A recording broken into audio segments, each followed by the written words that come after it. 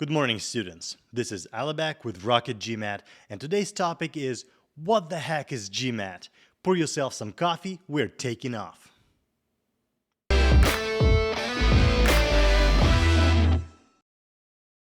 The GMAT, or if we call it by its full name, the Graduate Management Admission Test, was created 70 years ago when deans of business schools met with the educational testing services and asked them, please develop a test that would predict how well our students would perform in our classes.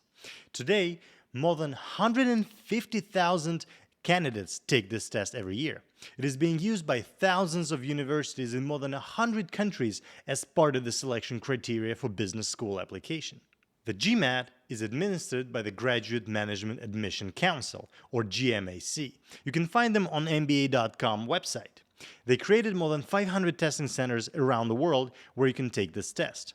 Of course, you would need to register and pay for it first. It's going to be a little less than $300.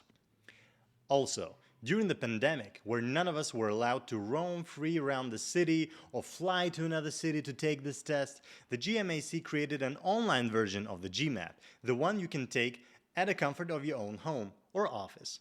Very convenient if you ask me. So what does the GMAT test? Many people think that the GMAT tests knowledge of English language grammar, as well as concept of arithmetics, algebra, statistics, geometry, probability, and combinatorics, as well as your ability to apply that knowledge. However, the creators of this test tirelessly try to send the message to the masses that the GMAT is first and foremost a test of our critical thinking skills. It tests how we're able to analyze and evaluate quantum verbal material, think logically, and solve problems. And I personally absolutely agree with that. I'd add that all of this critical thinking is happening under time-sensitive conditions. The concepts that the GMAT tests for are quite simple. Any high school graduate could solve those if they had the whole day to do it.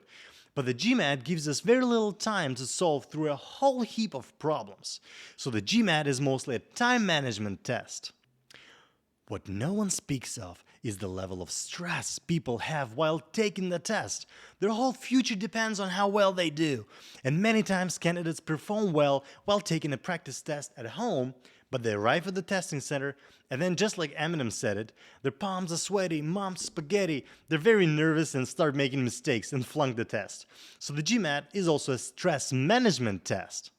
When I say very little time, I mean 3 hours. It's too long for our brain to perform at the maximum capacity, but it's too little considering how much there is to do. The GMAT consists of 4 different sections: quantitative reasoning, verbal reasoning, integrated reasoning, and analytical writing assessment. Yes, a lot of reasoning and writing essays too. The quant section has 31 questions and takes about an hour to complete. So does the verbal section, although it has 36 questions and 3 minutes longer. The integrated reasoning section has 12 questions, which you have to solve in 30 minutes.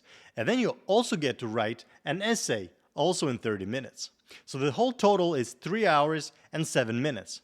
But the gods of GMAT are merciful. They gift us 2 8-minute breaks. They're optional, but I highly recommend you use them. You can take them in between 3 parts of the test, quant being 1, verbal being 2, and IR and writing assessment are considered as one inseparable part.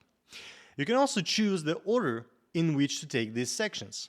Option 1, you can get done with writing and IR first, then do the quant, then save verbal for dessert.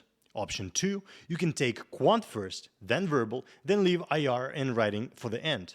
Or if you want your verbal to come before the quant, there's option 3, verbal, then quant, then IR and writing. The GMAT doesn't care which sequence of sections you choose. However, it is quite important for you if you want to score higher. I might do a whole video on that. I'll call it how to choose the sequence of your sections correctly. Very straightforward. So to sum up, 1, the GMAT is important. 2, a high score on the GMAT would definitely benefit the likelihood that you will be accepted into a business school. And 3, the GMAT is not something you can prep for the night before the test. It is a force to be reckoned with. But no worries, together we will pull through. We always do. After all, it's not rocket science.